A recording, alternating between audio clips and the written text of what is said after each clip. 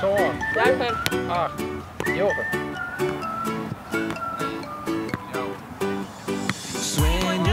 Ja, en omhaal. Hup, en omhaal. Ja. Het is een beetje onwerkelijk, maar het is voor u natuurlijk wel als het liefst Fries dorp is natuurlijk superleuk om naar Italië te gaan en dan te zeggen van hier ben wij via de Ries en ben wij in de Champions League in. Al goed omheen. Hup. Lekker. Volgende. Het is ook heel gevaarlijk als er opstuit. Dan kan alle kanten op, dus ja, het is wel een grote uitdaging. Maar het is wel heel leuk. Je trainen nooit of haast nooit hier? Nee. Nee, eigenlijk nooit, nee. Dit is de eerste keer dat wij wat doorgeboeten een wedstrijd om. Het probleem is toch dat we beschikken net over een beachsoccerveld. Dus ja, hij gaat wel elke keer ongetraind de Eredivisie in. Nou, dat zegt ook wel een beetje met HDC.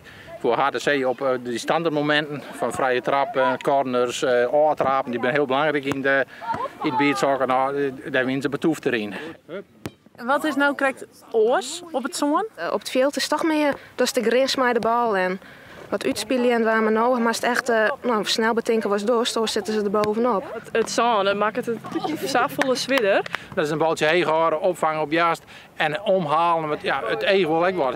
Het is spektakel. Hè? En daarom denken ze dat het misschien in de toekomst ook wel wat misschien Olympisch wordt. Dus dan krijgen ze met beach volleybal. Het is kwad, het is alweer, het is heel anders dan gewoon voetbal. Ik denk dat wij gewoon als team zijn er heel goed binnen.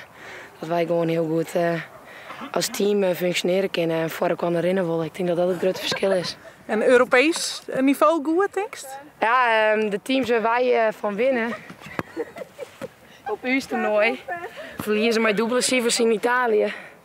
Dus ik ben benieuwd. Ik denk dat wij ook wel een grote uitdaging daar krijgen. Ja.